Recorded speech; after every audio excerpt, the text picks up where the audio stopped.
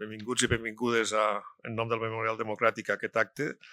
Moltes gràcies també a l'Ajuntament de Barcelona i als responsables de l'Espai Model per permetre'ns desenvolupar avui aquest acte, aquesta conferència. I en nom del Memorial Democràtic només comentar un parell de coses.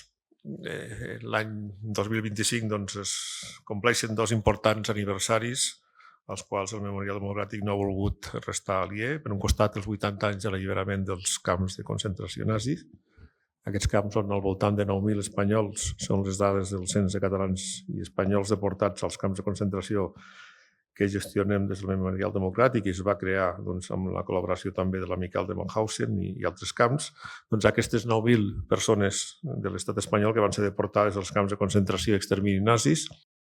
I enguany, com sabeu, s'ha celebrat aquest 80è aniversari de l'alliberament i també des de la Conselleria de Justícia i Qualitat Democràtica de la Generalitat hem estat present amb els actes commemoratius de Mauthausen i de Ravensbrück. I entre aquests milers de deportats espanyols catalans hi ha també un grup important de dones, la majoria de les quals van anar al camp de concentració de Ravensbrück, a Alemanya.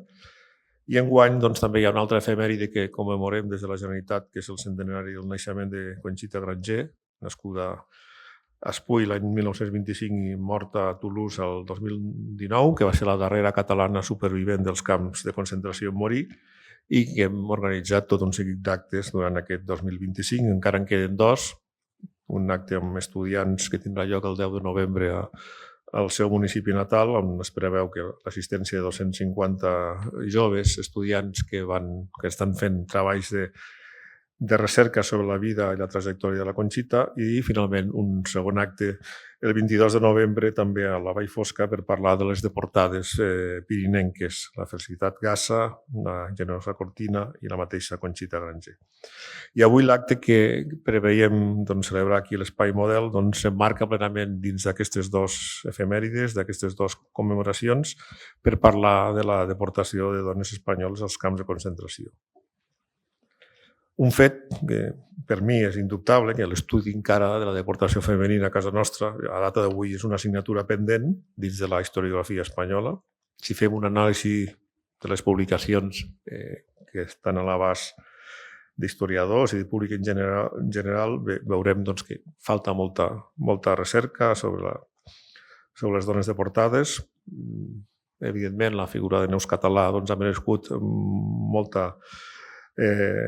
S'ha escrit molt sobre ella, sobre la seva figura, sobre la seva trajectòria, sobre la seva tasca de recuperació de la memòria de les deportades, amb aquest primer llibre que va escriure sobre les deportades i les resistents espanyoles, i darrerament també els llibres de memòries de la Mercedes Núñez, i darrerament s'ha publicat la biografia de Roser Fluvià, de Cinta Rodríguez Tomàs, i de la mateixa Conxita Granger també es coneix moltes coses a partir de les entrevistes que havia concedit durant la seva vida. A part, també no podem deixar d'esmentar la tasca de l'Amical de Ravensbrück en la recuperació de la memòria de les deportades. Però més enllà d'això, si repassem les publicacions genèriques, observem, en primer lloc, les xifres de deportades varien segons les publicacions, segons els espais web.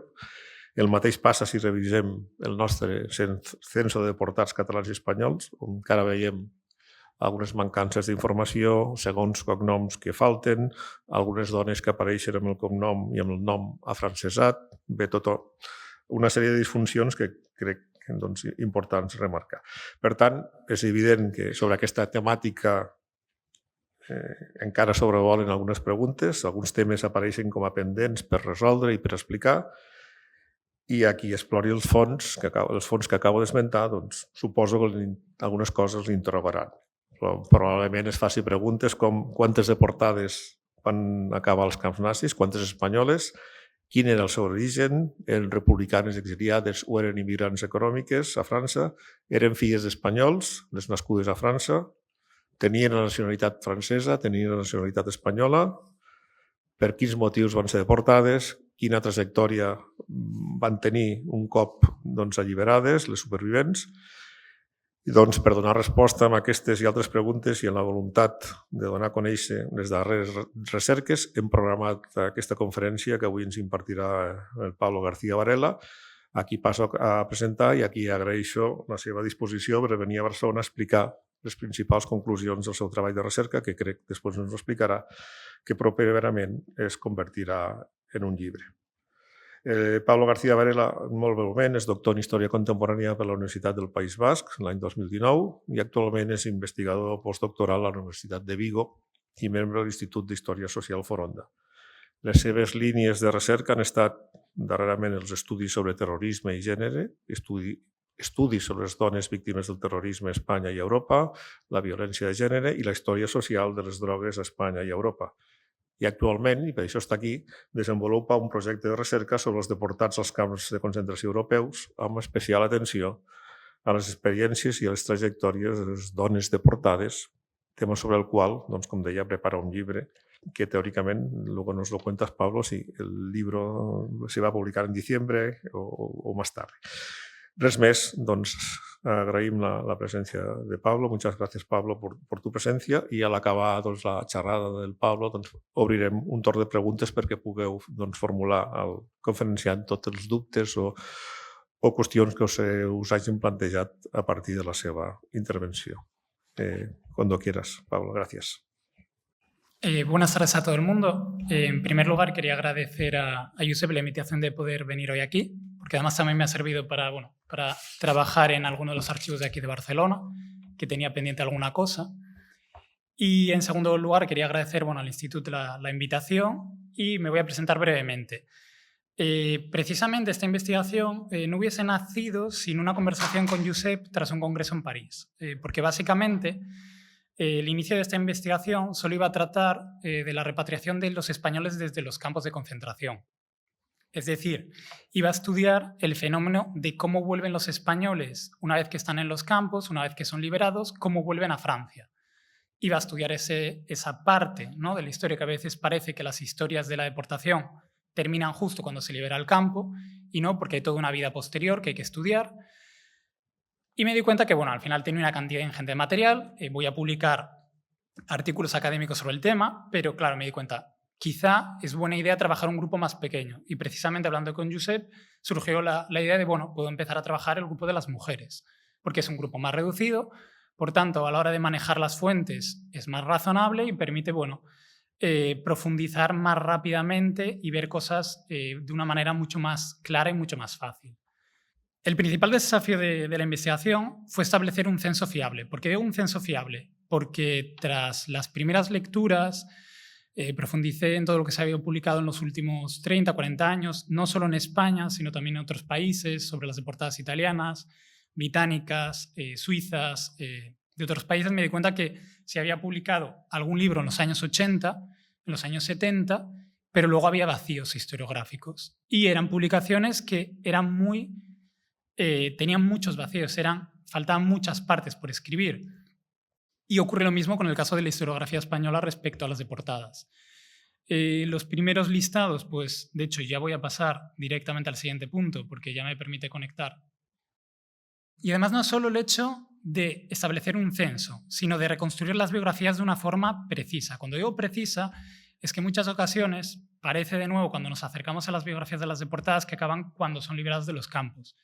Y hay mucho que reconstruir. Hay que saber dónde vivieron después, si se casaron, si tenían hijos, antes o después de los campos, cuándo fallecieron, dónde fallecieron, en qué localidad, información de la familia, intentar contactar con ellos a través de todas las maneras posibles. Cuando hablo de todas las maneras posibles, muchas veces tienes que acudir tanto a Facebook, LinkedIn, buscar apellidos que se parezcan, familiares, escribir a un restaurante porque ponen una reseña que indican que los propietarios eran españoles y comparten el apellido. Ese tipo de búsquedas que a veces son un poco curiosas, pero que al final pueden llegar a dar sus frutos, especialmente en casos más desconocidos. Entonces, quería mostraros actualmente la pantalla de mi ordenador, porque yo creo que es una buena muestra de cómo llevo la investigación actualmente. Esta es la carpeta, no es la carpeta principal de todo lo que tengo de las deportadas españolas, pero actualmente tengo 7.430 archivos y más de 50 gigas. Estamos hablando de una documentación bastante importante de las deportadas españolas. Y luego hay diferentes archivos que podéis ver en la propia imagen. Hay uno que es definitivo de portadas, que es donde tengo todo el listado ya pulido con datos de cada una de ellas. Definitivo fallecidas, que son pocas. Definitivo desaparecidas, casos que no tengo constancia de la defunción en los campos, pero que no vuelven de los campos, no hay constancia de su retorno y lo más probable es que además hay descripciones de los campos que se ajustan a que han fallecido allí. Por tanto, es probable que falleciesen entre el 43 y el 45, los casos que están ahí en desaparecidas. Deportadas judías no españolas, que es una tipología de casos que luego miraremos en más detalle. Deportadas con fusión, casos que han sido confundidos en ocasiones con españolas y no lo son. Son más de 60 casos. Lo que es el libro, que ya está prácticamente terminado. Las biografías de las deportadas, la situación médica, porque al final tengo más de 60 dosieres médicos de cada una de ellas, lo cual te permite tener una visión bastante precisa de qué estado de salud tenían cuando salen de los campos y cuando están en Francia. Todo lo que se ha hecho en memoria histórica sobre las deportadas, mapas para tener claro dónde estaba cada una de ellas, sus periodos en la resistencia, por lugar de nacimiento, con todas las estadísticas relativas a matrimonios, etcétera, campos de concentración, dónde están en cada uno de los momentos, en cada mes, para saber localizarlas a todas, ver quiénes coinciden, días que están en este campo, en este subcampo, días totales, familias con las que he contactado, reconocimientos del gobierno francés, las pensiones de Alemania, otros que pueden ser reconocimientos de Estados Unidos, reconocimientos que se han hecho en España, luego otro del lugar de nacimiento, hay otro del lugar de fallecimiento, estadísticas de prisiones, este convoy que lo tengo ahí estudiando porque es una petición del Museo de la Resistencia de Toulouse, errores en listados y los Excel. En los Excel básicamente tengo toda la información de ellas en las prisiones organizado por meses y días para saber dónde estaban en cada momento, y luego también lo mismo para los campos de concentración. Estos son especialmente útiles cuando tienes que hacer una reconstrucción de todo lo que es los campos de concentración y dónde estaban en cada momento, porque no es tan sencillo. Para detectar, por ejemplo, picos de españolas en Ravensbrück, saber cuándo hay más españolas en el campo, saber cuándo se produce una oleada de traslados y ese campo prácticamente no es que se vacíe de españolas, pero hay un momento que hay cerca de 40, 50 traslados de las que están en los campos y que son movidos a otros. Entonces, eso es un fenómeno interesante en registrar. Y a partir de ahí voy a empezar con lo que se hizo hasta el momento. Los primeros listados los hizo Neuscatalá. Básicamente es un listado inicial que actualmente es del que beben el resto de listados que se han hecho de mujeres deportadas. Yo creo que el hito más importante de Neuscatalá para mí fue la publicación del libro de 50 testimonios, que recoge el testimonio de 15 de las deportadas, que al final es muy útil precisamente para, a partir de esos testimonios, detectar algunos casos que eran desconocidos o bien que no había una correspondencia entre los datos que ella daba y los datos de esa deportada después, porque no había información al respecto. Después del libro de Neuscatalá hay una parte que es fundamental que hay que tener en cuenta, que es que muchas veces cuando leemos publicaciones sobre las deportadas en Ravensbrück, a veces escuchamos la cifra de 400, 300, 200... Y esto viene de aquí, viene del libro de Neuscatalá. Hay una parte que indica que más de 400 españolas pasaron procedentes de 25 departamentos controlados de los 95 que tiene Francia. Vale, a día de hoy puedo decir que yo actualmente manejo una cifra de 102 y que he revisado las más de 4.000 deportadas desde territorio francés y no hay más. O sea, las españolas son 102, no hay más. O sea, no es que se puede teorizar que había más españolas, no las hay. O sea, porque ahora os mostraré toda la documentación que he consultado y tengo bastante claro que se me pueden escapar igual 1 o 2 casos excepcionales que yo os explicaré algún caso excepcional que se puede salir de esta norma, pero que actualmente no hay ningún dato académico que permita sostener la afirmación de 400 deportadas. De ninguna forma. No hay ni en archivos departamentales, ni en archivos nacionales, ni ningún tipo de documentación de los campos que permita afirmar esto. El problema es que esto ha derivado que se siga repitiendo. Y no solo eso, sino que este listado original, que a veces hay errores, se trasladan a otros estudios. Está el libro memorial del 2006 sobre los deportados españoles en los campos de Sandra Checa y Benito Bermejo, que Benito Bermejo ya lo he depurado bastante y está esperando a ver si el Ministerio algún día le llama para poder hacer una revisión de todo lo que ha ido modificando, pero se siguen repitiendo errores. El último impulso, yo creo, respecto a lo que es el censo de deportados ha sido el buscador del Memorial Democratic, que para mí actualmente es lo más fiable que se puede utilizar para buscar sobre deportados varones y mujeres. Es muy completo, te da muchos datos y para los investigadores, por lo menos para mí, es bastante útil. Pero, bueno, aún mantiene algunos de los fallos, tanto en varones como mujeres, porque evidentemente son muchísimos casos y es difícil de manejar esa cantidad de información. No solo esto, sino otro de los problemas que hay para mí hay un vacío sobre la deportación femenina española. Por mucho que se haya publicado, el problema es que no ha sido de la suficiente calidad y precisión respecto a la deportación. No se ha sido lo suficientemente preciso. Y se ha construido la historia de la deportación femenina a partir de una serie de casos, no de todos. Entonces eso hace que se tenga una visión muy parcial del fenómeno y hace que puedan surgir libros como los que aquí pongo. El segundo es el que ha creado más polémicas, que es El barracón de las mujeres, de Fermín Cañaveras, que básicamente ella dice que es una novela real basada en el caso de Isidora Ramírez, que es un fraude, es un caso como el de Enric Marco, y tampoco hay que tener miedo en qué decirlo, porque hay continuidad en el Padrón Municipal de Madrid entre 1915 y 1955. Entonces, ella sigue manteniendo que es un caso real, pero todo el mundo que contacta con ella y que le pide información, incluso que facilita el hecho de decirle nos vemos en este sitio a tal hora para tal, siempre pone pegas y nunca va. Nunca presta esa documentación. Y yo en toda la documentación que he manejado en España y en Francia nunca la he visto. Ni a ella, ni a su tía, ni a su madre, que también dice que son deportadas. Entonces, evidentemente, cuando tú no encuentras nada y nadie encuentra nada, pues te hace sospechar que evidentemente nos encontramos ante un caso de fraude. Y luego el otro, el año pasado se publicó un libro en Catarata, que bueno, un libro que reproduce todos los mitos y clichés sobre la deportación femenina, que según si lo lees te da la sensación de que hay muchas partes que lo ha escrito la inteligencia artificial, pero ahí ya no me voy a meter. El problema es que además de que reproduce mitos como el de la experimentación médica en los campos, empieza a hablar de lo que sufrieron las deportadas alemanas, las checas, las polacas, pero solo cito un caso de una española, que es el de Alfonsina Buenovela. Hay otro, pero lo desconoce porque no ha investigado el tema. Y luego comete el mismo error con el tema de la prostitución, que ella le da pábulo y habla de ello en el libro, cuando no hay ninguna base documental, porque no hay ninguna base documental que hable de ninguna española en redes de prostitución en los campos, ni ninguna de las más de 50 familias que las que he contactado, actualmente 60, que ayer logré contactar con una más, ninguna ha hablado de ese tema. Y nunca se han referido, no hay ningún caso. Vamos a hablar luego de un caso de una mujer embarazada en los campos, pero porque venía ya embarazada, pero luego hay un caso en concreto que pierde el niño en Burdeos después de volver de los campos, pero la violación no es por parte de los alemanes, es por parte de los rusos, que es un caso con una complejidad bastante difícil y que todavía estoy en curso de investigación. Pero bueno, es un libro que al final coge lo que dijo Neus-Catalá en su momento, lo pone en el libro y no aporta mucho más de lo que ya ha dicho Neus-Catalá. Entonces no supone una innovación en lo que se refiere al conocimiento de las deportadas españolas, porque básicamente reproduce lo que dijo Neus-Catalá y le da un poquito de forma, pero no hay precisión, que yo creo que eso al final es lo que le falta a toda la investigación sobre las deportadas. Y el primer apartado. Primero hay que definir a quién vamos a censar. ¿Qué entendemos por deportada española? Entonces, primero hay que establecer un criterio. Nacidas en España, de padre y madre españoles. También puede ser el padre extranjero o la madre extranjera. O nacidas en el extranjero, de padres españoles.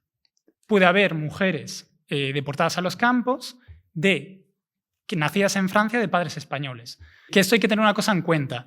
En estos casos, salvo una, todas nacen con nacionalidad española. Y de todas estas, 8 llegan con nacionalidad francesa a los campos. Las 8 restantes llegan con nacionalidad española y la que no cuento aquí, que son 17, es la que ya digo que nace con la nacionalidad francesa por parte del padre. Pero esas hay que contabilizarlas porque son españolas, lo que pasa es que forman parte de una historia diferente de las exiliadas políticas durante la Guerra Civil Española. Son inmigrantes económicas. Luego hay que excluir nacimientos circunstanciales. ¿A qué me refiero con esto? Mujeres extranjeras, en la mayoría de los casos, que nacen en España, que igual viven 2 años en España y que porque nacen en España entendemos que ya son españolas y las incluimos en los listados, simplemente porque indican el nacimiento en España. Eso es un error grave porque no estamos hablando de mujeres españolas. A veces son de padres argelinos, a veces son de familias judías sefarditas que luego acaban en Bélgica. Es decir, es toda una tipología y todas estas tipologías hay que estudiarlas una a una. Lo que no se puede es decir, oye, yo veo aquí que pone nacida en España, pone Madrid, pues es una deportada española. Primero hay que estudiar el caso, hay que dedicarle una atención individualizada. Y al final, ¿cuál es el resultado? 102 casos y solo una sin nacionalidad española al nacer. Y luego esto es el segundo resultado, que aquí ya avanzo en los resultados de la investigación.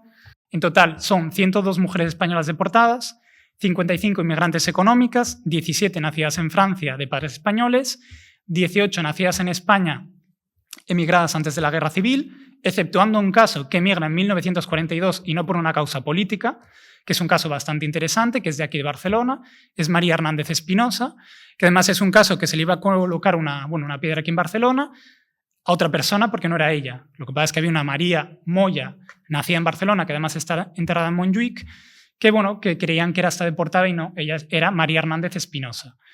Y luego hay 47 exiliadas durante la Guerra Civil Española. Y aquí hay otro detalle importante. Muchas veces se dice las republicanas deportadas en los campos de concentración. Hay que tener cuidado con esto, porque las 55 inmigrantes económicas no eran republicanas como tal, y de las 47 exiliadas hay que estudiar la tipología de cada una de ellas.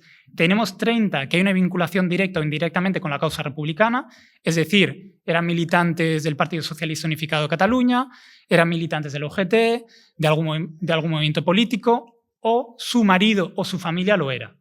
Y luego, el resto, pues hay que tener más cosas en cuenta porque no hay una militancia política y, bueno, hay que estudiar caso por caso porque son complejos. No es tan fácil como decir, bueno, como se fue durante la Guerra Civil Española es una exiliada política.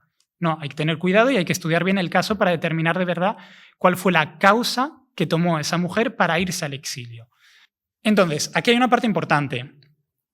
No vale únicamente encontrar un documento en el que ella pone nací. A ver quién caso. Bueno, voy a poner el siguiente. María Luisa Romero Urquiza. En toda la documentación en Francia, ella parece que nace en Bilbao. En prácticamente toda la documentación de los campos aparece que pone Bilbao. Tú cuando buscas sobre ella en internet, te va a aparecer que nace en Bilbao. No nace en Bilbao, nace en Haro. ¿Qué ocurre? Que Aros ya es La Rioja, es otra comunidad autónoma. ¿Vive en Bilbao? Sí, vive en Bilbao con la madre desde el 1925 hasta el 36. Viven en la calle Cortes y viven también con su otro hermano. Pero claro, no nace en Haro, nace en otro sitio. Entonces hay que buscar el acta de nacimiento. Y eso es un trabajo muy importante. Cada una de las deportadas, de las 102 deportadas, se ha buscado el acta de nacimiento y el acta de función para localizarlas. Porque las actas al final dan mucha información. Dan información de los padres, dan información de los matrimonios. En el caso de España, normalmente hay una ruptura cuando se produce la Guerra Civil Española y no vamos a encontrar referencias al margen ni de matrimonio si son en Francia o de la defunción, lo cual es bastante raro. Y en el caso de Francia sí que vamos a encontrar más información. Otro detalle importante respecto a las actas de nacimiento en España, hay algún caso que es imposible.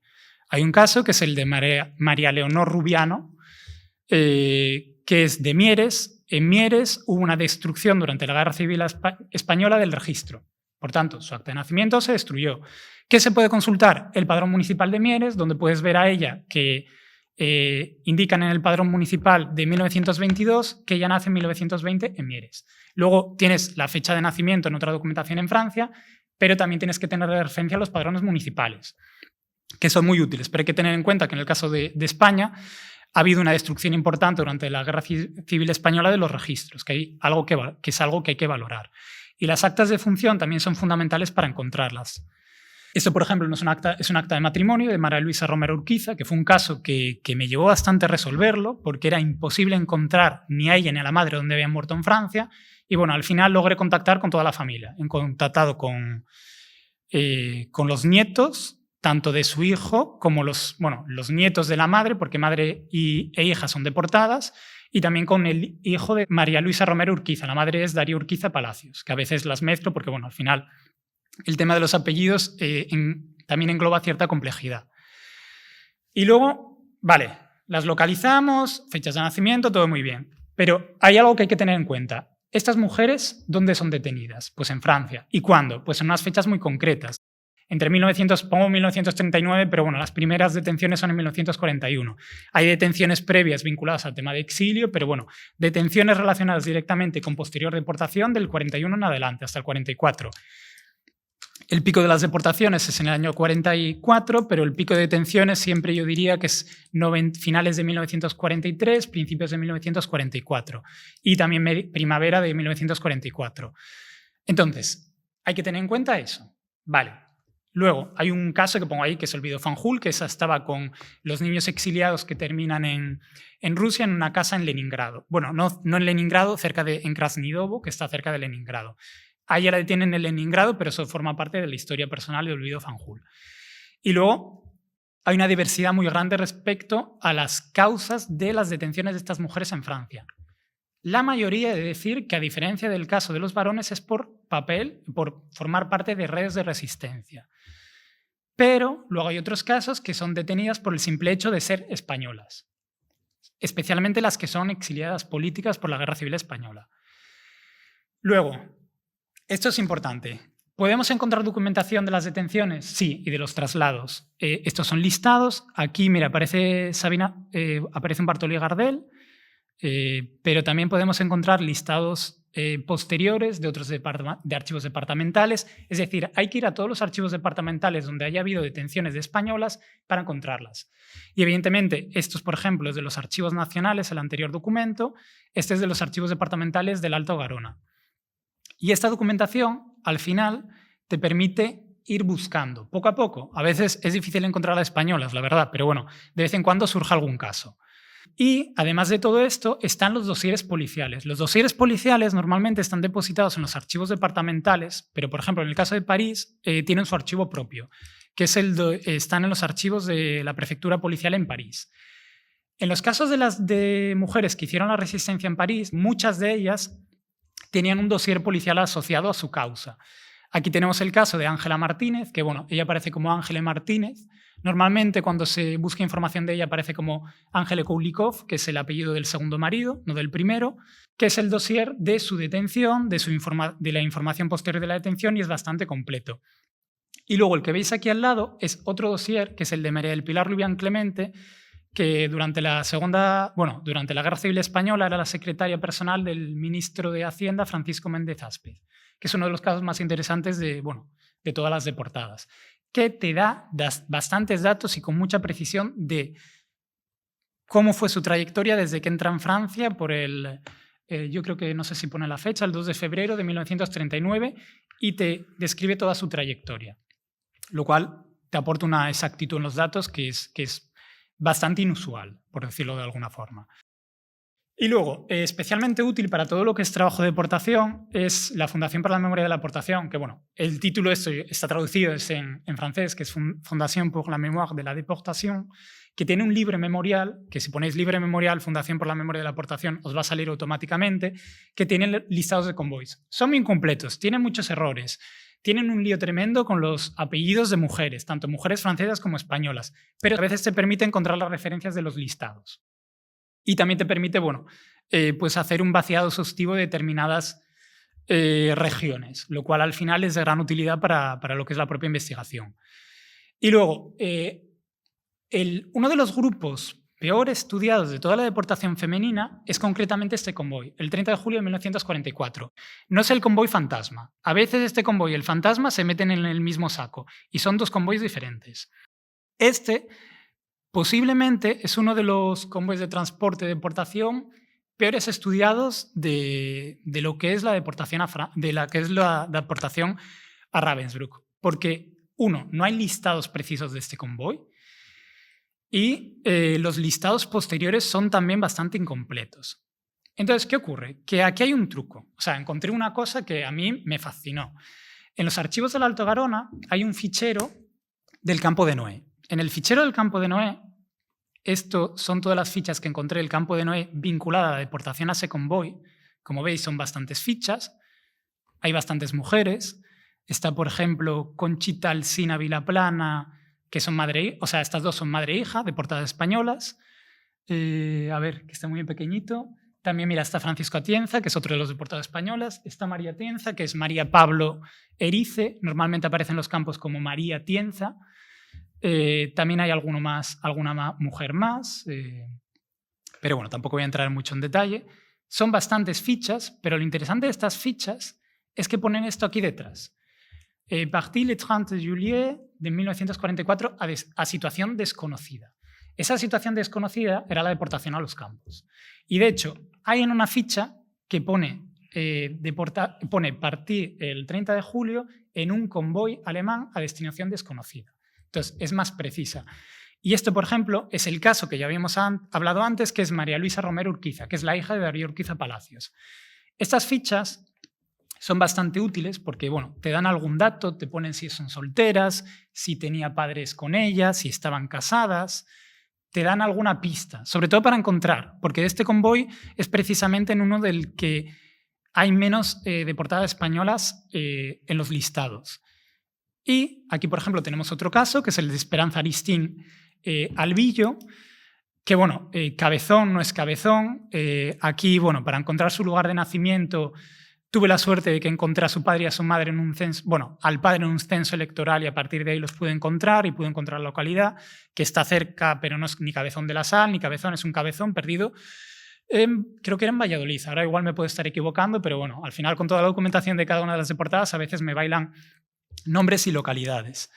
Pero bueno, es un caso que está bastante infradocumentado y este es muy interesante. Josefín González aparece en el libro de Neus Catalá varias veces, también en los testimonios de otras deportadas, y Josefín González era imposible encontrarla. Era imposible encontrarla, hasta que descubrí que había una mujer que había solicitado en Arols en documentación de su deportación en los campos como Jesusa González.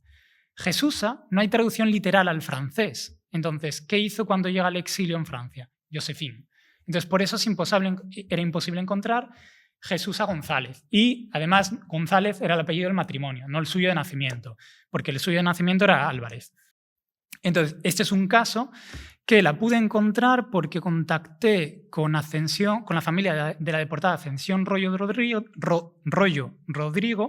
y me dijo que le sonaba que había una que había estado con ella en el campo que vivía en Fonsorbes. Llamé al ayuntamiento de Fonsorbes y me ayudaron a buscar y a encontrar a esta mujer, encontré toda la referencia y pude reconstruir el caso. Pero a ese punto llega a veces la búsqueda de alguna de las deportadas. Y bueno, aquí hay otro caso, Josep García. Esto es un acta de nacimiento de Fresquita García Cortés. Es la única deportada española de origen gitano, que a veces aparece como Francisca García, pero su nombre de nacimiento es Fresquita, aunque pueda sorprender. Y es un caso muy interesante porque también su padre fue deportado, pero ninguno de sus 8 hermanos, era una familia gitana, familia grande, fue deportado. Solo fueron deportadas ella y su padre.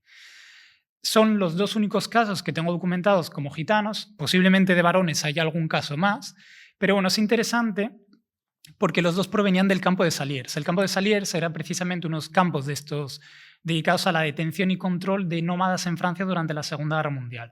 Entonces son trasladados desde el campo de Saliers al campo de Noé y ella y su padre son deportados a los campos.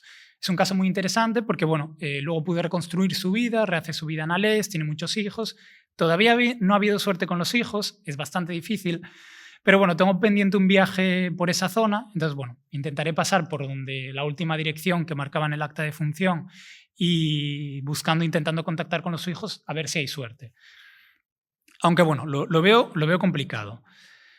Luego, otra parte importante para reconstruir los listados es todos los dosieres de la Gendarmería francesa, tanto posteriores a la guerra como anteriores, los listados de repatriación, que son especialmente útiles, y las listas que pongo aquí de posliberación, que es una palabra que me acabo de dar cuenta que acabo de inventar.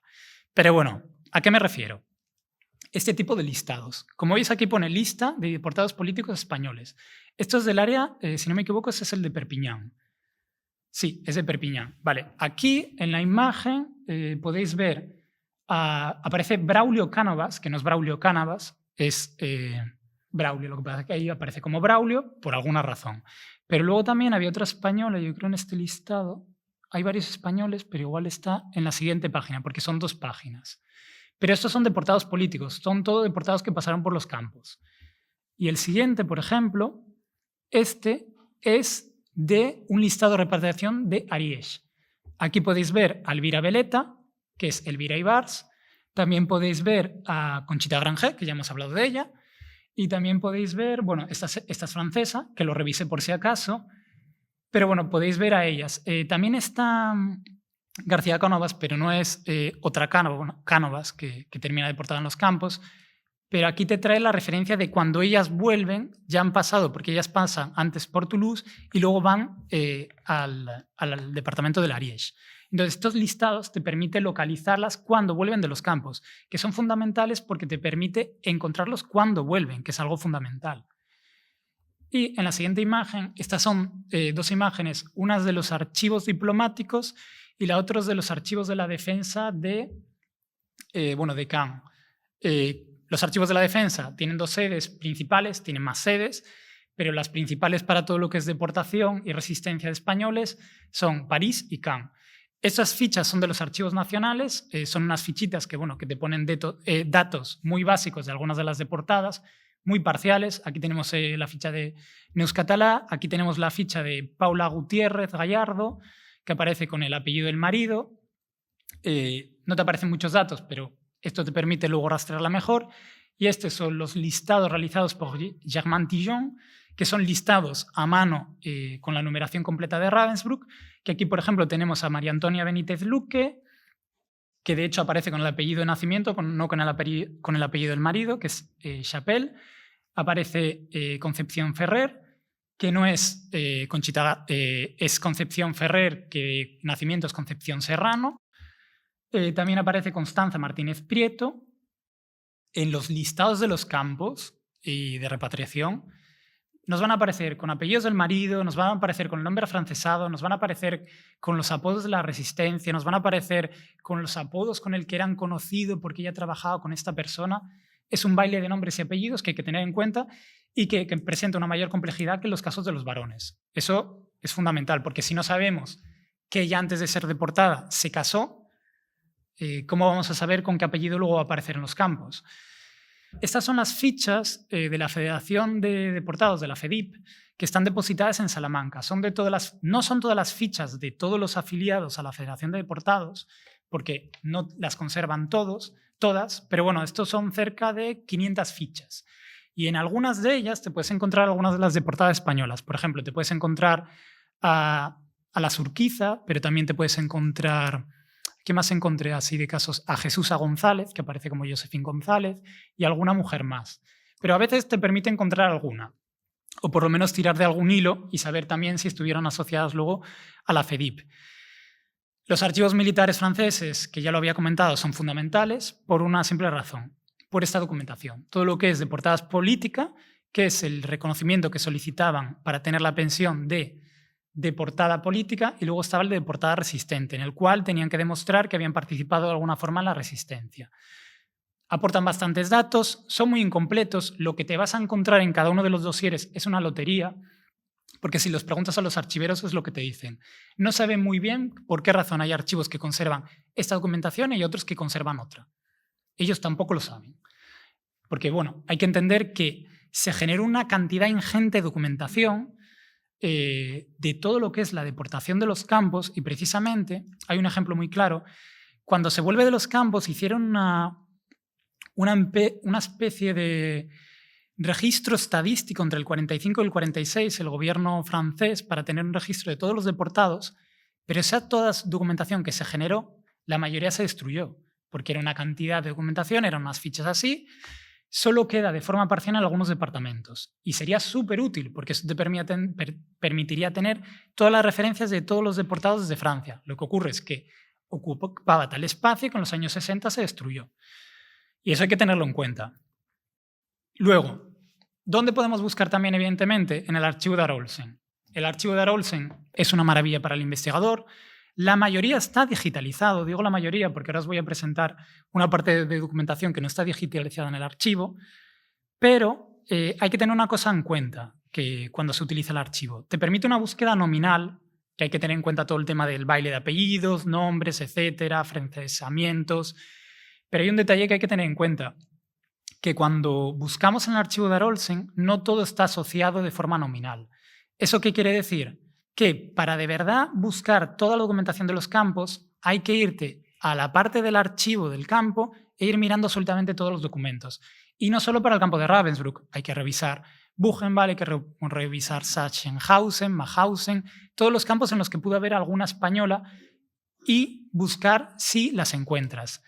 Y yo explicaré por qué a veces esto es tan importante. Y luego, estos dos documentos que veis aquí es documentación que no está digitalizada en el archivo, que tienes que solicitar que yo tuve suerte que me lo facilitaron. Aquí veis a Josefín González, que aquí aparece como Josefa, es Jesusa. Es este caso que habíamos encontrado antes, que ella tuvo problemas con la solicitud de deportada política y por eso solicitó al archivo de Olsen que hiciesen una búsqueda de la documentación que había conservada en Alemania de su caso. Esa documentación son tracing request, que no está digitalizada y que solicitan las familias de los deportados para tener más información. Y te encuentras fichas así, y esto es un caso, este sí que es inédito totalmente. Bueno, en total hay 21 casos inéditos en la investigación. Luego hay otros que no son inéditos como tal, pero que, bueno, de todas las biografías al final las tengo totalmente cerrados, pues de los 102 casos, 92 biografías totalmente completas, yo diría, ¿no? Desde que nacen hasta que fallecen. Y este caso es inédito. Esta la encontré gracias al hecho de que había hecho una tracing request. Y fue un caso que además pude reconstruir y estoy pendiente de contactar con la familia, porque termina en Estados Unidos. Tiene una historia rocambolesca, porque a ella la deportan en un convoy, yo creo que es en la primavera de 1944, desde el área de Clermont-Ferrand, en el cual iban varones a Mauthausen. Ella termina en el mismo convoy y acaba deportada en un socavón de Mauthausen, en el cual había mujeres belgas y francesas. ¿Qué problema tuvo esta mujer? Que en lugar de repatriarla en dirección a Francia, como está muy enferma, la repatrian a la zona más cercana, a Checoslovaquia, la repatrian los rusos, y se queda retenida en Checoslovaquia hasta los años 70, cuando migra a Estados Unidos con su hija. Entonces ha sido un caso que actualmente me han enviado de la ciudad de Lomouc por referencias de su registro policial allí y también de la ciudad de Brno, BRNO. Entonces es un caso que presenta una complejidad extra. Aún no sé si ha fallecido porque en las anteriores elecciones a las actuales en Estados Unidos votó. Sé que votó en las elecciones. Entonces, por aquellas fechas ya tenía cerca de 100 años. Si sigue viva, tendría 104. En las anteriores de Trump no votó. Entonces yo sospecho que ha fallecido. Pero no he encontrado ninguna referencia de su acta de función de momento y lo estoy moviendo porque, bueno, fallece en Miami. Y, bueno, ando pendiente a ver si surge de alguna forma, porque además sé dónde vivía por esa época. Sé que estaba en una residencia de ancianos, sé la dirección de la residencia, pero no tengo respuesta. Y tampoco me voy a poner a llamar como un loco, porque además las llamadas son muy caras. Pero bueno, si no me surge por otra vía, tendré que intentar llamar a ver si coincide y hay suerte. No creo que siga viva, pero bueno, por lo menos si tengo la fecha de función me permitiría cerrar el caso.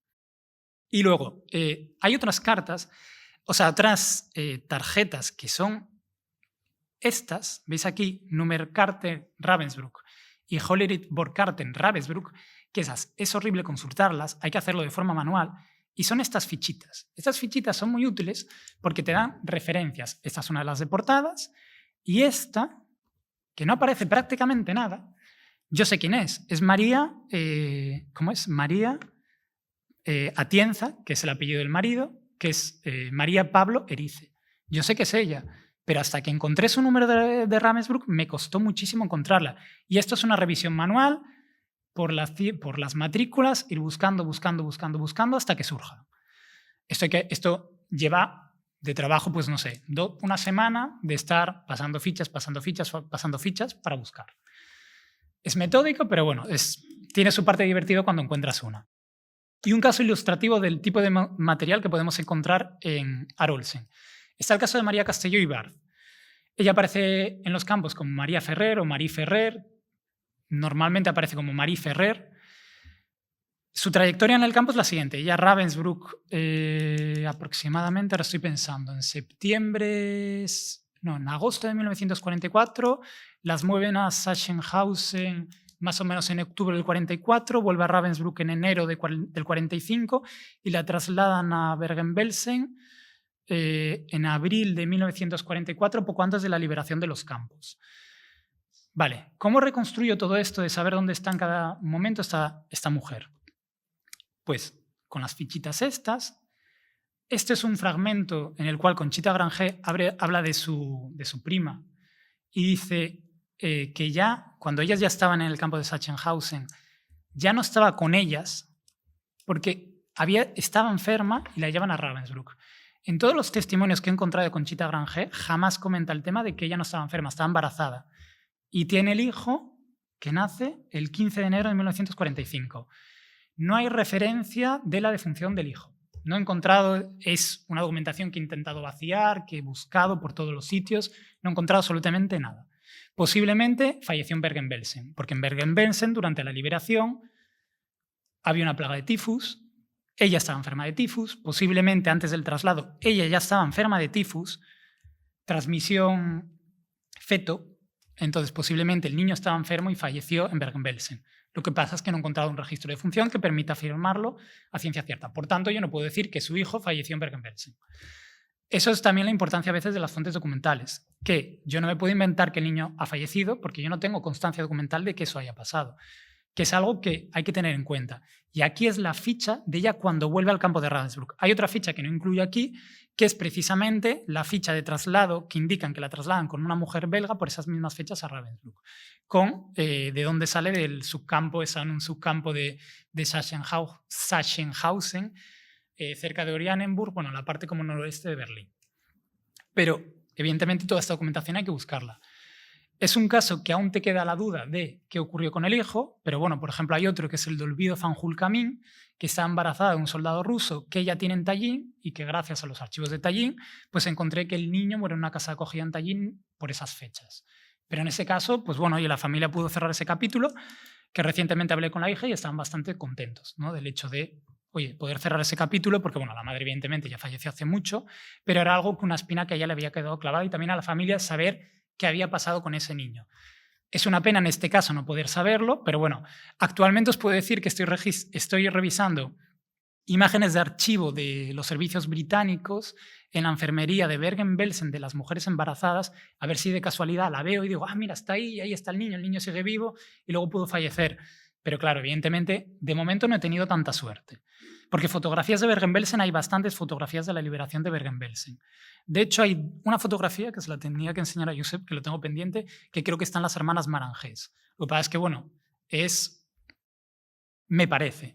Y luego hay otro sitio donde que se puede recuperar mucha información, que es de la iniciativa de los autobuses blancos por parte de la Cruz Roja Sueca, que cuando se liberó Ravensbrück, una parte de las mujeres españolas, 15 en total, que fueron liberadas por los convoyes dirigidos por el conde Folke Bernadotte, o como sea, que las trasladaron temporalmente a Suecia. La mayoría estuvieron cerca de 2 meses, hay alguna que solo estuvo 15 días, pero la mayoría estuvieron cerca de 2 meses recuperándose en Suecia. ¿Por qué digo que esto es muy interesante? Porque además de las fichas que tienen de registro de entrada y de salida en Suecia, tienes esta documentación maravillosa que son los pasaportes temporales, que te ponen fotografías de las deportadas. Eso es un regalo porque hay algunas que no hay fotografías documentadas. Aquí, por ejemplo, tenemos a María Juana Gesalaga Ayestarán, que aparece con el apellido del marido, como Marie Begiristarán, como se diga, porque es vasco. Mira que estoy acostumbrado a tratar con los vascos. Y luego este librito que veis aquí, este librito está depositado en los archivos de la defensa de Caen y en él están todas las deportadas francesas y españolas que pasaron por Suecia, con una fichita al lado. Esta es Elisa García Garrido, que aparece como Elisa Masayés. Y aquí tenéis la fotografía. Pero de estas también tengo fotos de Paula Gutiérrez, de algunas mujeres más.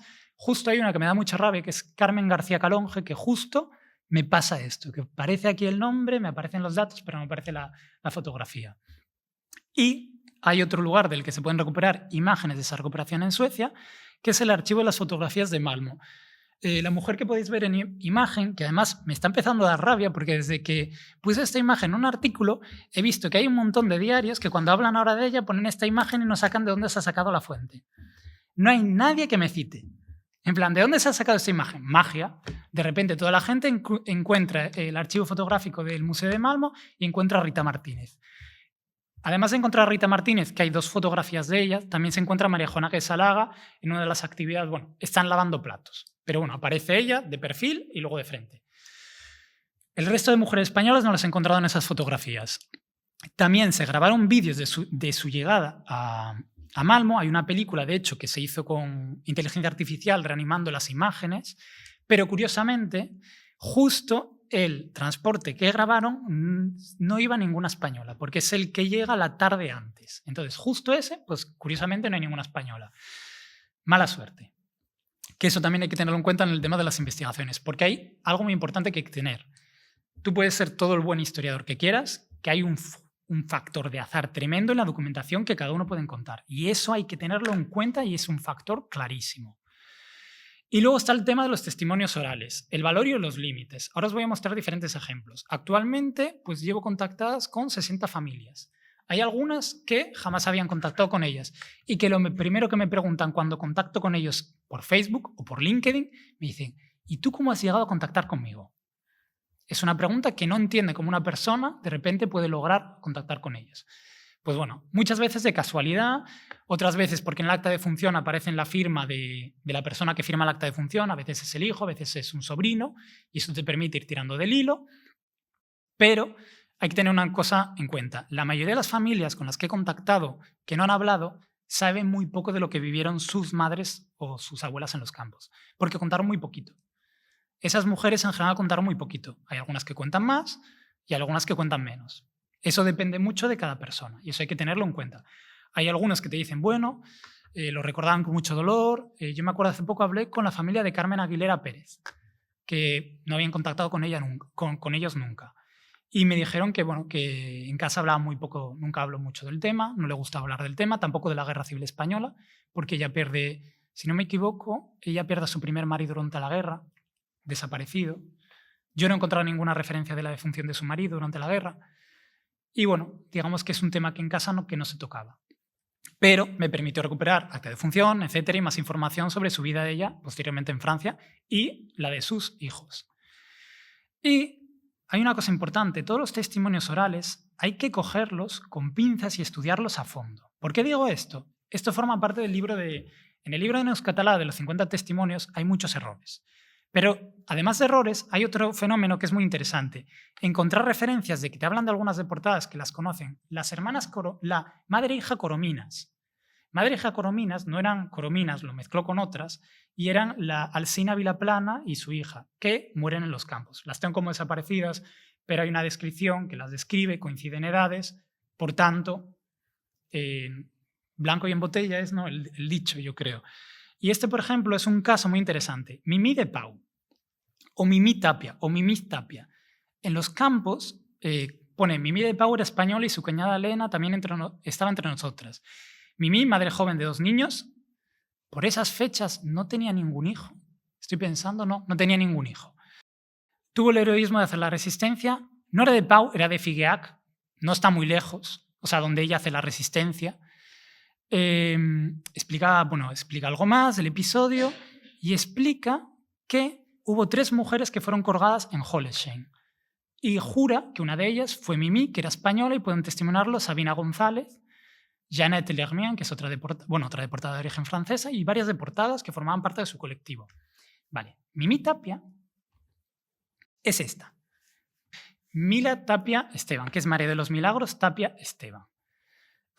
Más conocida después en los campos aparece como Mila Bonetti, que es con el apellido del marido, normalmente cuando buscas documentación sobre ella. No murió en los campos. Las 3 ahorcadas de Holensheim eran francesas. 2, una era del Jura, la otra no me acuerdo de qué departamento era. Investigué sobre ellas toda su vida, ninguna tenía ningún rastro de española. Y este mensaje es un mensaje de Facebook de la nièce filleule de Mila Tapia Bonetti. Y luego me permito contactar con otra sobrina que sabía mucho más de ella.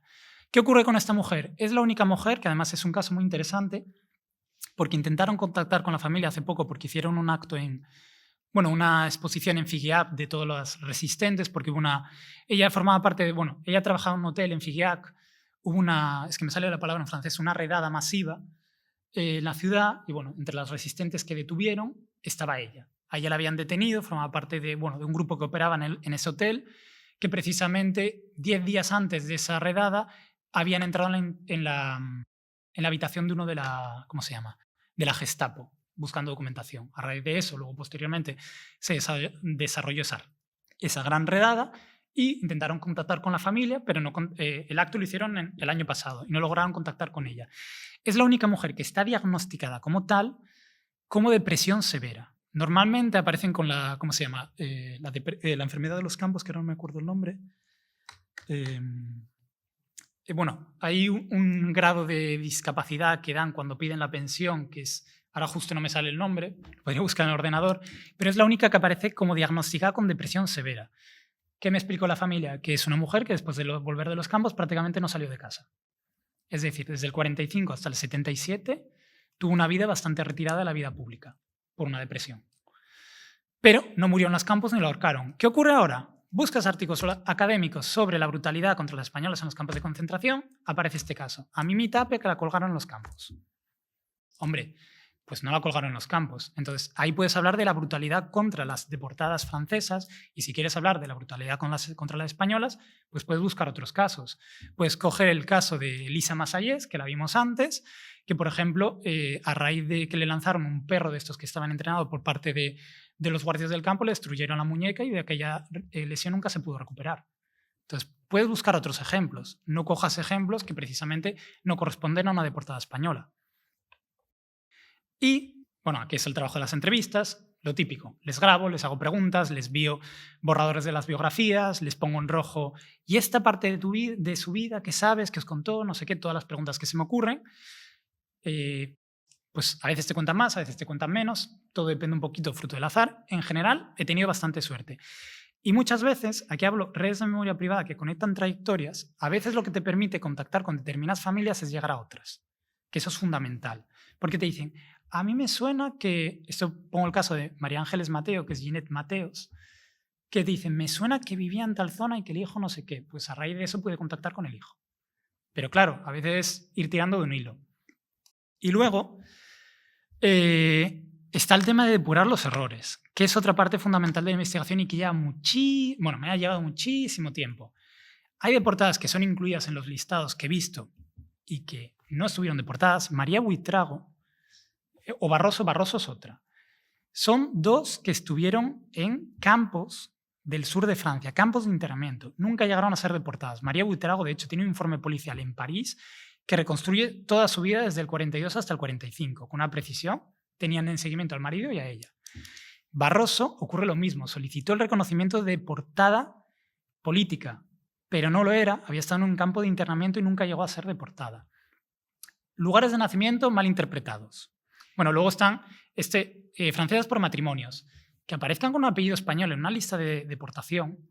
Pueden ser francesas casadas con español, lo cual no es raro. He encontrado más de 40 casos así, que pueden aparecer. Bermúdez, García, Hernández, Fernández.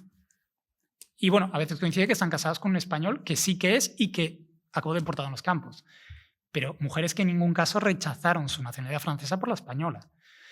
Aquí hay otro detalle que hay que tener en cuenta, que a veces no se tiene en cuenta cuando se trabaja desde otras comunidades autónomas. En el País Vasco, las deportadas que son incluidas en los listados de Gogoran, que es el Instituto de Memoria Vasca allí, de temas de deportación, incluyen como deportadas vascas a mujeres francesas cuyos maridos hayan solicitado la protección del gobierno vasco después de la guerra civil o hayan solicitado algún tipo de ayuda. ¿Eso qué quiere decir?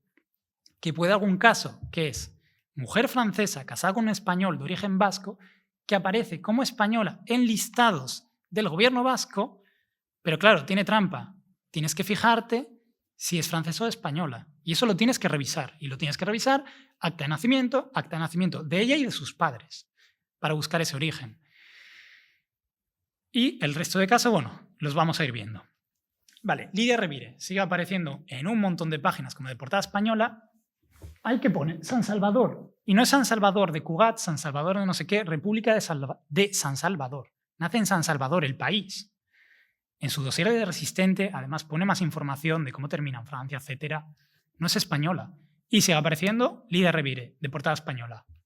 No lo es deportada latinoamericana. Y de hecho, hay deportadas latinoamericanas, hay deportadas argentinas, hay alguna brasileña, hay alguna de estas portuguesas nacida en colonias portuguesas, hay deportadas latinoamericanas. Son otro grupo de deportadas. ¿Que estuvo con las españolas? Sí, de hecho mantenía relación con alguna de ellas. Y estuvo en los campos con españolas, pero no lo es. Mujeres francesas.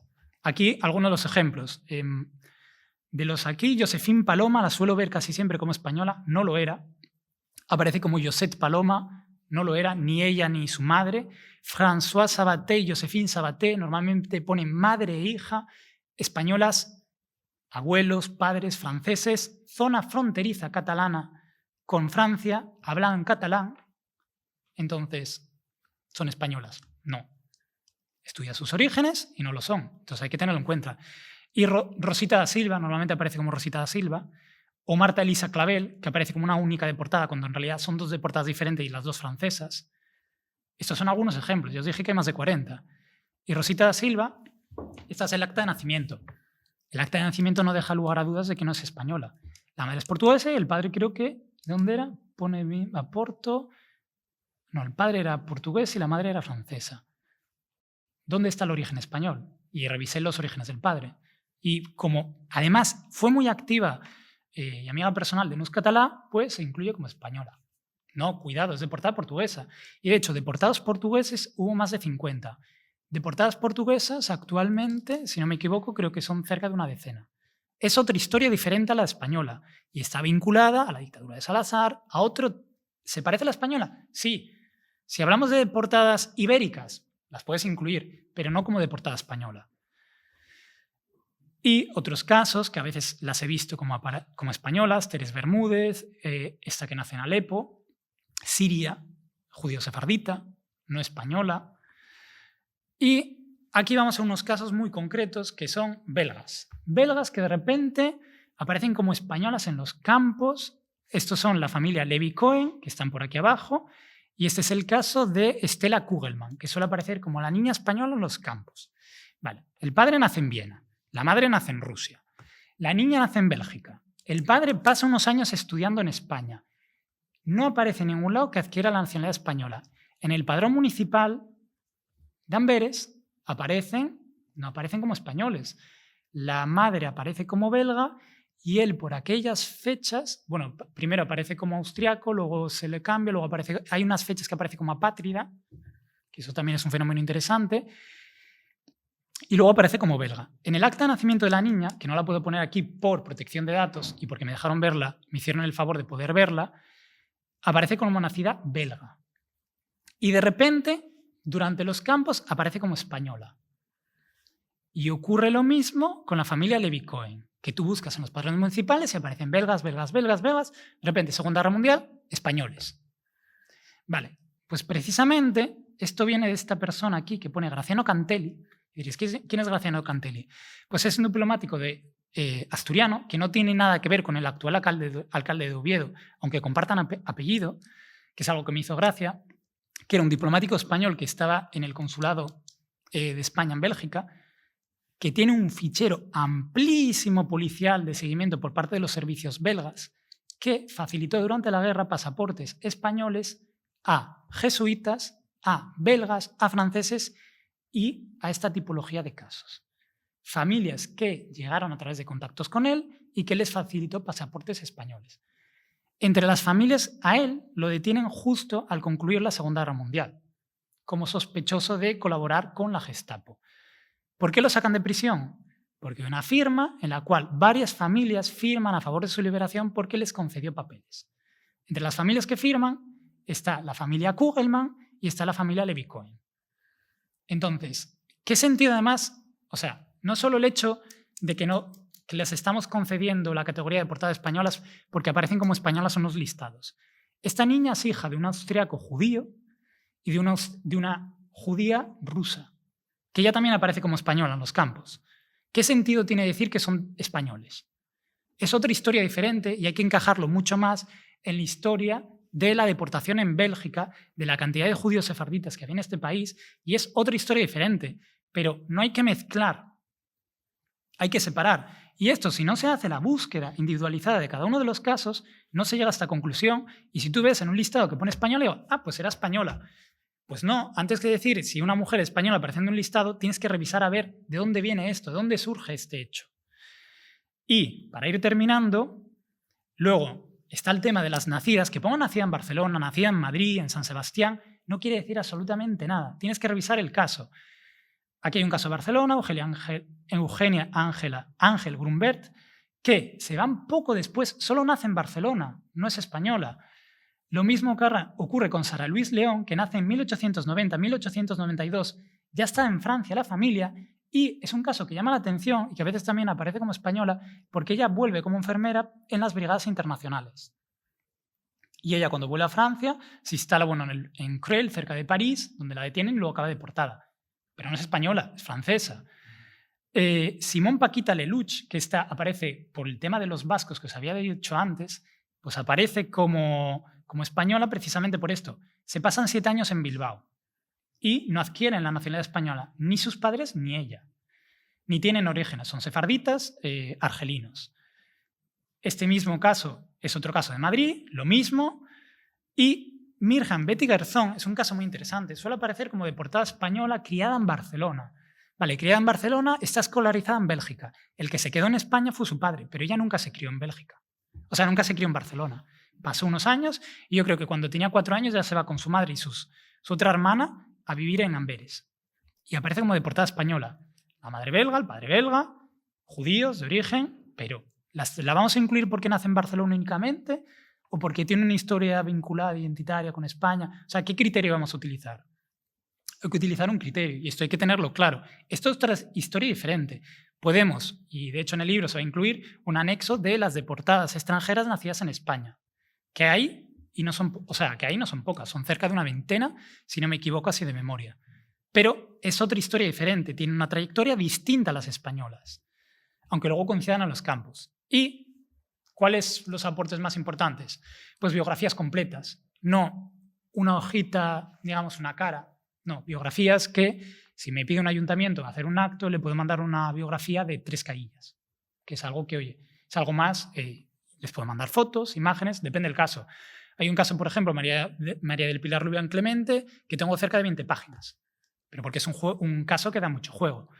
Luego hay 21 casos inéditos, que nunca los he visto en ningún listado, y luego, bueno, todo lo que decía de ser muy claro respecto a la deportación. Y las conclusiones, pues, un anticipo del libro. Esto es el índice.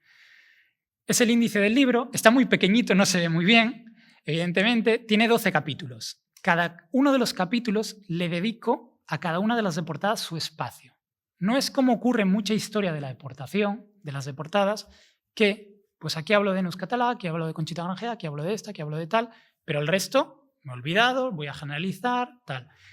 En cada uno de estos apartados, aquí hablo de el capítulo que he desgranado un poquito el día de hoy, aquí hablo de la emigración y el arraigo, es decir, de todos los casos de las inmigrantes económicas, separando las nacidas en Francia de las que llegan después, toda su trayectoria vital desde que o bien nacen en Francia o bien desde que nacen en España hasta 1939, de las españolas antes de la guerra, de todas ellas, durante la guerra, y lo que sería, cuando terminan en Francia. También hablo aquí algún caso de las que vuelven a España, de estas inmigrantes económicas, a luchar en las brigadas internacionales, porque hay algún caso. O vuelven ellas, que son pocos casos, pero también vuelven sus maridos. Por ejemplo, hablo de memoria, pero si no me equivoco, el marido de Ángeles Fernández, que aparece como Ángeles Álvarez y su hija aparece como Arlech Chalbós, normalmente tema de campos. Su marido muere en el 36 en Asturias, en el Frente del Norte. Pero no es el único caso. También el marido de María Castelló vuelve. Liz London, Elizabeth Ricol López también vuelve para luchar en las brigadas internacionales. Y hay algún caso más. Luego, del fin de la guerra al comienzo de otras, hablo precisamente de un periodo muy mal estudiado, que es el exilio, lo que vivieron las españolas cuando pasan a Francia, del periodo hasta que estalla, lo que estalla la Segunda Guerra Mundial y lo que es el periodo hasta el armisticio, que es muy cortito, pero que es un periodo muy interesante para estudiar. Y de dónde estaban también las que estaban en Francia, las inmigrantes económicas, dónde estaban en ese momento. Es decir, no solo es contar la historia de la deportación femenina, es contar la historia de cada una de ellas con la documentación de la que se dispone, lo más precisa posible, que ya un punto a veces que es un poquito locura. Y luego está el caso de la resistencia. Como veis, el bloque de la resistencia es un bloque bastante amplio, porque está la primera resistencia, que normalmente está más vinculada a las inmigrantes económicas nacidas en Francia, sobre todo el área de París. Luego tenemos centro de Francia, eje París-Lyon, Vercors. Vercors está ahí por un caso en concreto. El suroeste atlántico, Pirineos Atlánticos, Burdeos, Loirent, Morbihan, o como se diga, porque no voy a ponerme aquí a pronunciar bien en francés. lo que es la zona del Mediterráneo, Pirineos Orientales, otros departamentos cercanos, porque también meto el Lot. Luego Occitania y Pirineos. Básicamente estos departamentos es en los que concentran la mayoría de españolas. Luego la detención. Un estudio de la detención. Cómo se produce la detención, que también hablo aquí de las detenciones, pero aquí de una forma más precisa, de las torturas, de las prisiones, dónde están, en qué prisiones están, cómo son esas prisiones y cómo son deportadas. Es decir, en qué convoys. Cada convoy lo tengo localizado, sé en qué fechas las deportan, cuándo las trasladan de una prisión a otra, todas las fechas. Y luego Ravensbrück, evidentemente, tiene un capítulo exclusivo, llegada al campo, vida en el campo, muerte en el campo, vivir en el campo, memoria y relato de las deportadas, lo que dijeron ellas, lo que me han dicho las familias, lo que está publicado. Luego el universo concentrario, traslados, la vida en otros subcampos, las fábricas, Hassab Leipzig, todos los subcampos que se os puedan ocurrir. Las prisiones, porque hay mujeres, hay 2 casos, por ejemplo, María Angulo Moreno y Carmen Moreno Parra, madre e hija, que no pasan por un campo de concentración. Toda su trayectoria de deportación es por prisiones alemanas. Y no es el único caso, también está un caso de aquí de Barcelona, Rosa Muñiz Mañé, que tiene la misma trayectoria, solo por prisiones. Y luego liberación y repatriación, es decir, dónde está cada una de las mujeres cuando liberan los campos, cómo vuelven, porque no vuelven solas, y las primeras semanas, y cómo se produce esa repatriación.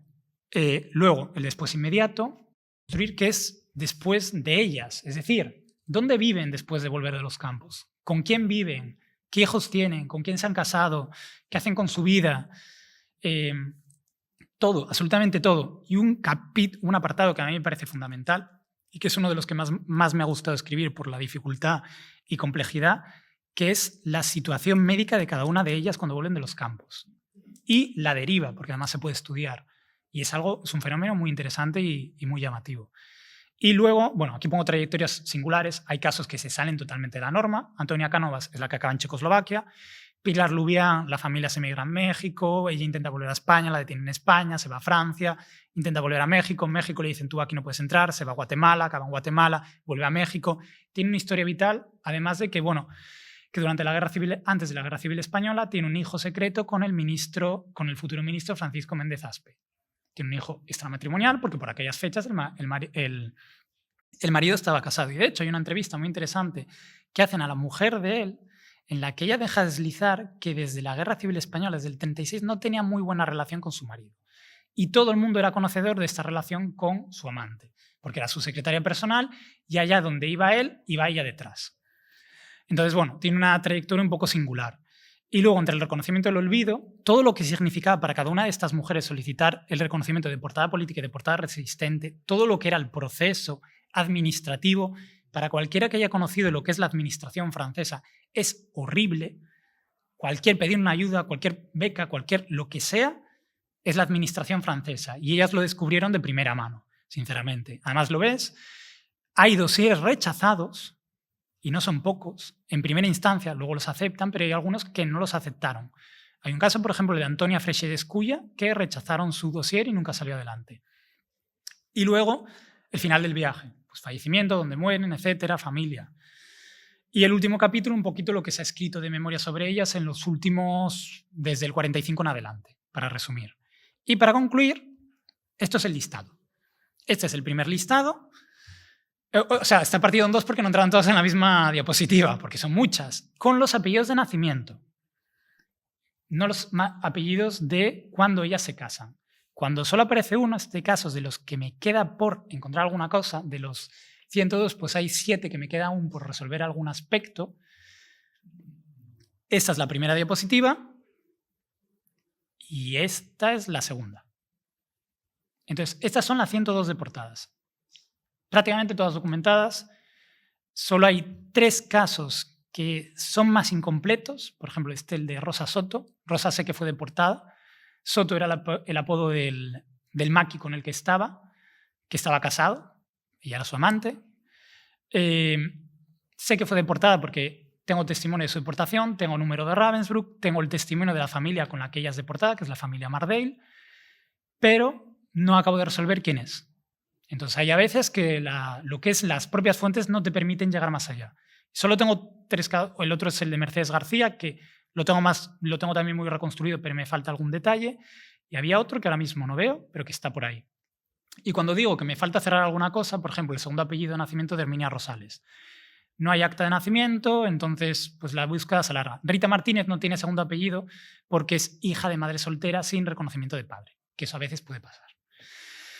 Y esto es el resultado un poquito de la investigación. Entonces, iba a poner una diapositiva de gracias, pero para las preguntas, cualquiera que quiera, tengo aquí los listados, me puede preguntar cualquier cosa de cualquiera de las portadas que le puedo dar alguna pista de cada una de ellas, o de lo que sé, o de los errores que he visto respecto a ellas. Porque es que mismamente hoy justo estaba revisando un caso que me había llamado la atención por lo que habían escrito de ella. María Alonso, los dos son Alonso, el padre era Alonso y la madre era Alonso, que hoy encontré que ponen en todos los sitios que ella vivió en Barcelona y que se fue en los años 30-40 a París. Y yo digo, ¿y esto de dónde lo habrán sacado? ¿Dónde lo habrán sacado? Hay una carta que envía al director de los servicios hospitalarios en París en el 41, indicando que su familia llegan a París en 1914 y explicando más detalles de su vida. ¿Por qué explica esto? Porque bueno, en el 39 hay una ley por la cual a determinados inmigrantes económicos los iban a apartar acaban apartados del servicio porque no tenían la nacionalidad francesa. Y ella sí la había adquirido por matrimonio porque ella se había casado, se había casado por esas un poquito antes, se había casado antes, y luego se divorció, pero bueno. Y ponen eso de Barcelona y que tiene 2 hijos en Barcelona. Y digo yo, ¿pero y esto dónde lo habrán sacado? Y así, de todos estos casos, os puedo comentar todos los errores y cosas que he visto que no se corresponden con la biografía de estas mujeres, con lo que ellas vivieron. ¿Por qué? Porque falta mucho por precisar de todas estas biografías, que era lo que quería acabar, que es sobre todo precisar. Y una de las confianzas que tengo es que el libro que estoy esperando, una ayuda de memoria histórica del gobierno, del ministerio, que salga, porque hay una parte de la edición, el libro ya está cerrado con la editorial, está planeado que salga, pero estamos pendientes porque hay una parte de la publicación que yo quiero hacer en francés. ¿Por qué quiero hacer en francés? Porque no hay que olvidar que prácticamente todas estas mujeres se quedaron viviendo en Francia. No solo historia de España, también es historia de Francia. Entonces, evidentemente hay que hacer una parte de la edición en francés. No tiene sentido, en mi opinión, separarlo entre español y francés, sino que también hay que dar cabida a esa historia en francés que tiene mucha lógica debido a la trayectoria de todas estas mujeres. Y nada más por mi parte.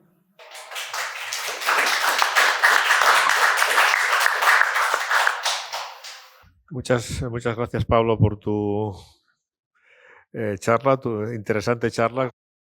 Todas las personas que nos escuchan o te han escuchado pues han quedado sorprendidos por la amplitud de fuentes que has consultado, de este trabajo a veces detectivesco, como tú has mencionado, que seguro que aporta muchas novedades y muy interesantes aportaciones a la historia, no solo personal de cada una de las deportadas, sino en general de la deportación femenina.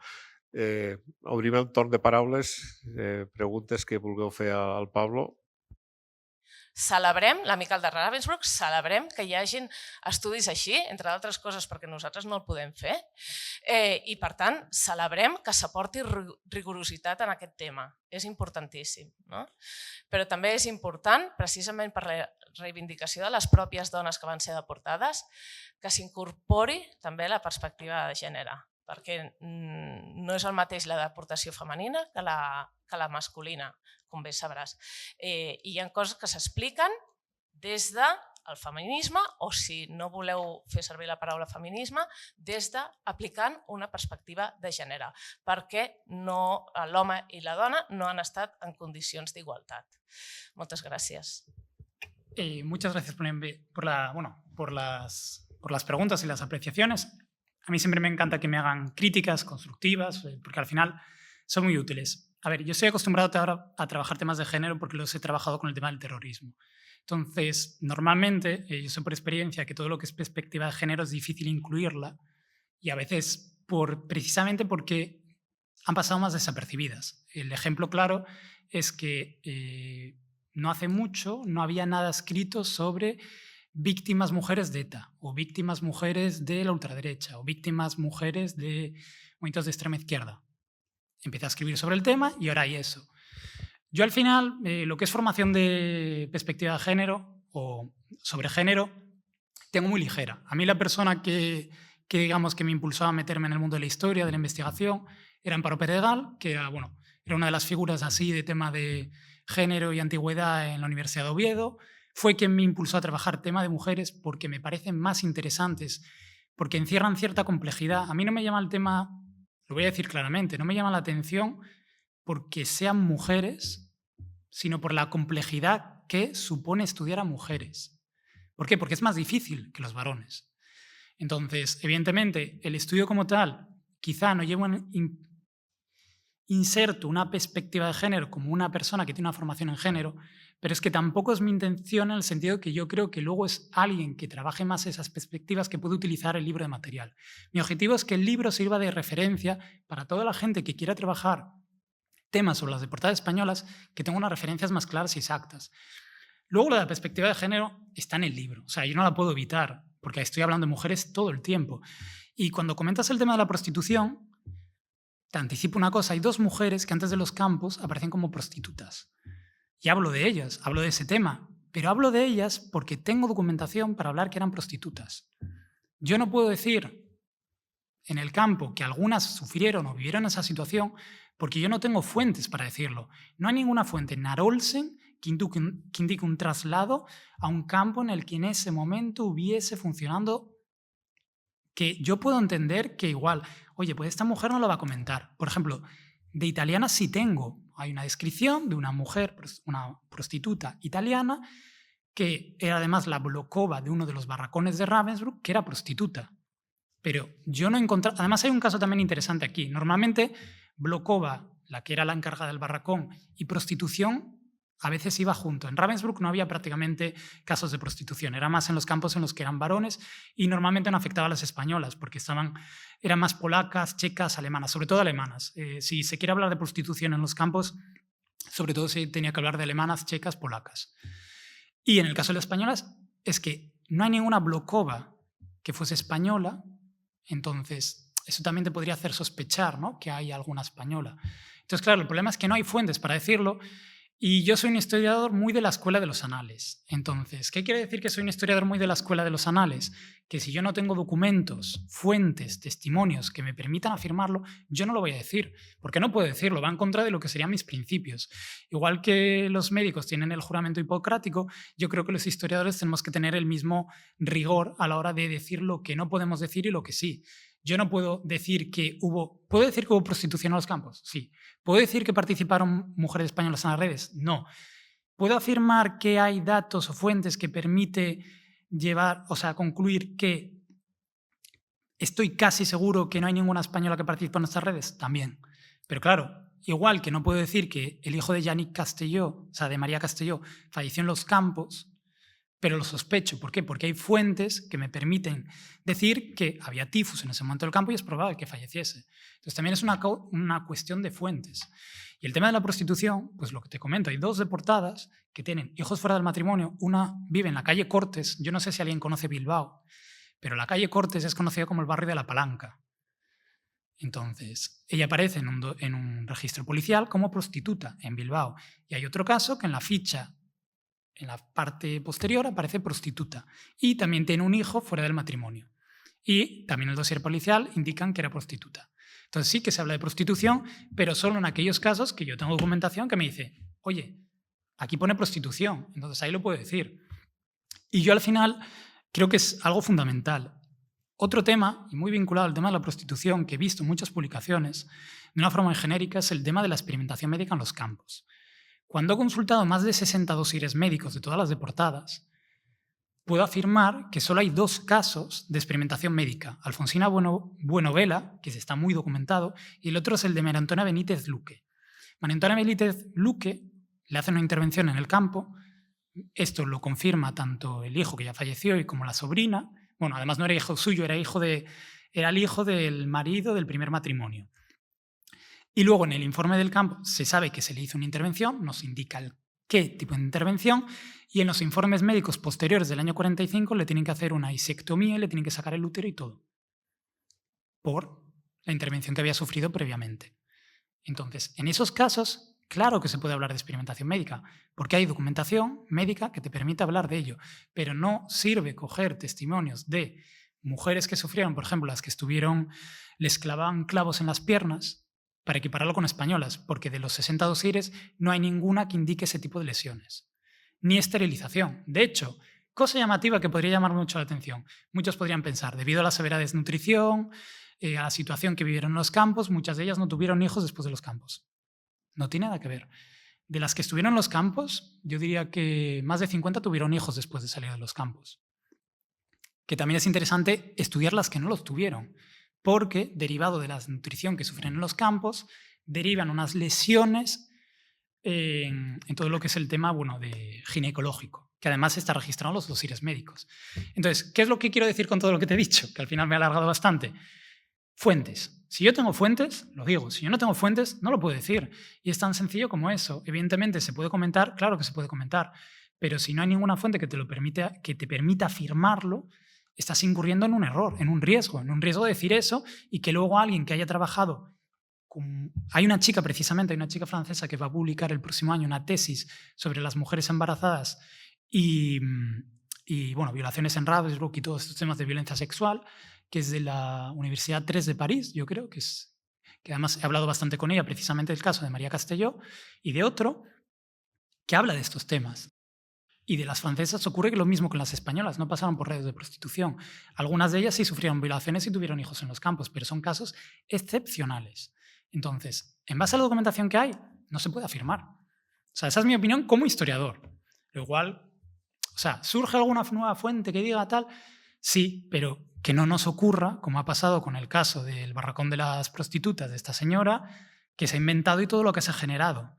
Entonces, cuidado con lo que se dice o lo que se afirma de los campos sin tener fuentes, porque luego nos encontramos con este tipo de historias que tengan credibilidad y que luego cuando alguien busque esos temas piensa que la mayoría de las españolas que tuvieron los campos fueron prostitutas.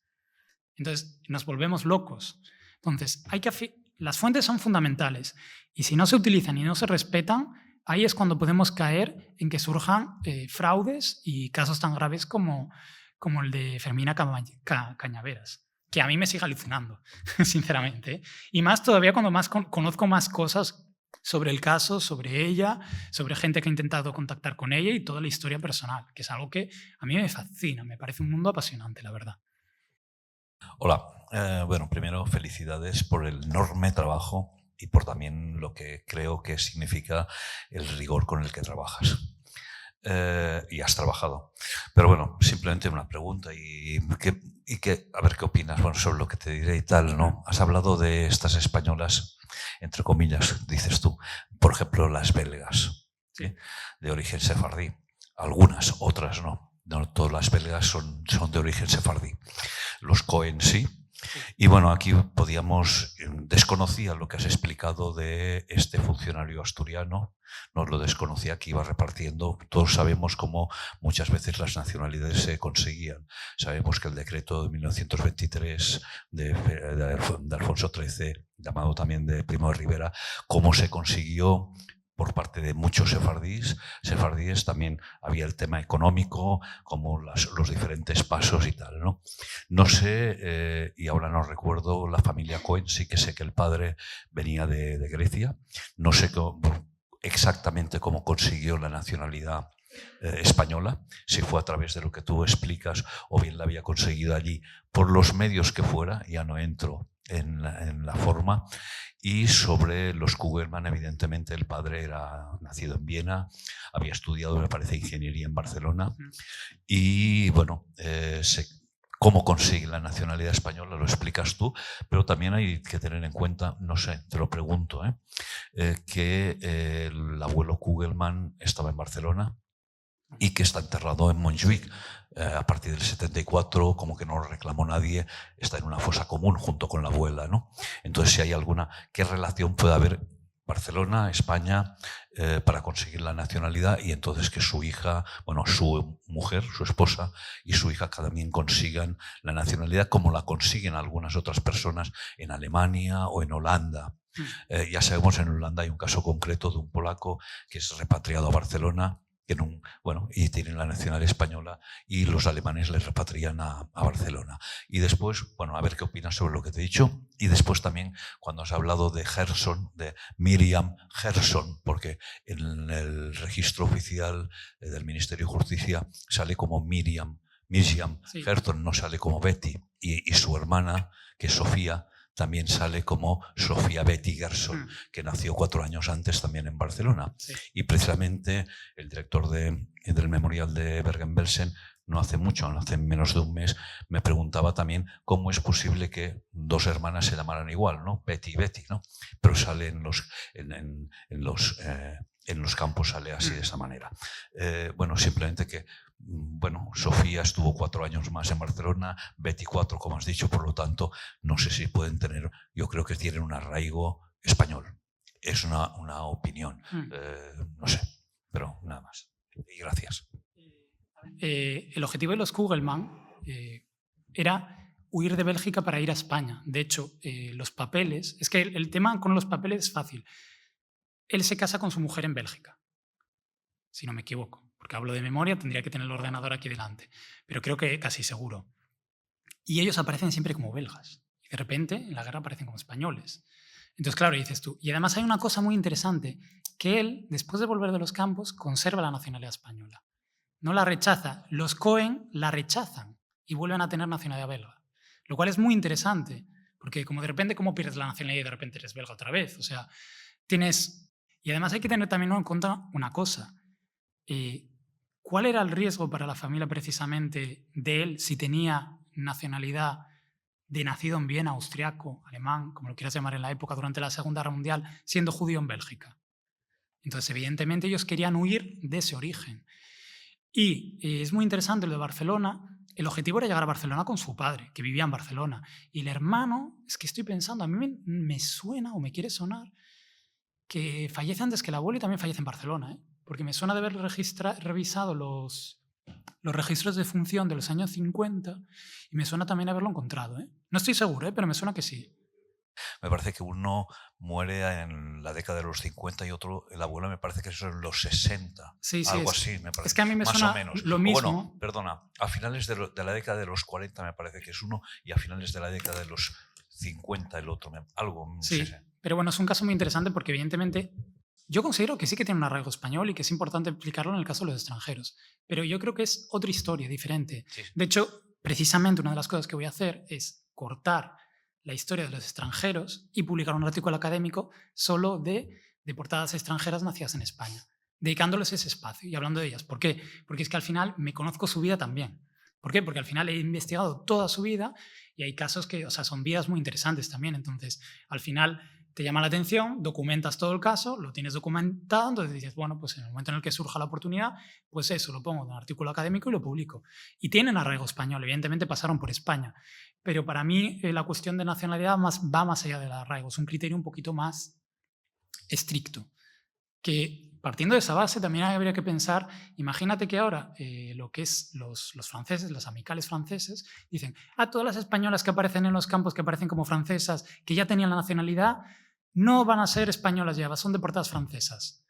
Pues de las que fueron los campos, creo que son, con nacionalidad debieron ir, me suena que eran 48, pero es a la mitad de las españolas, porque son de repente francesas.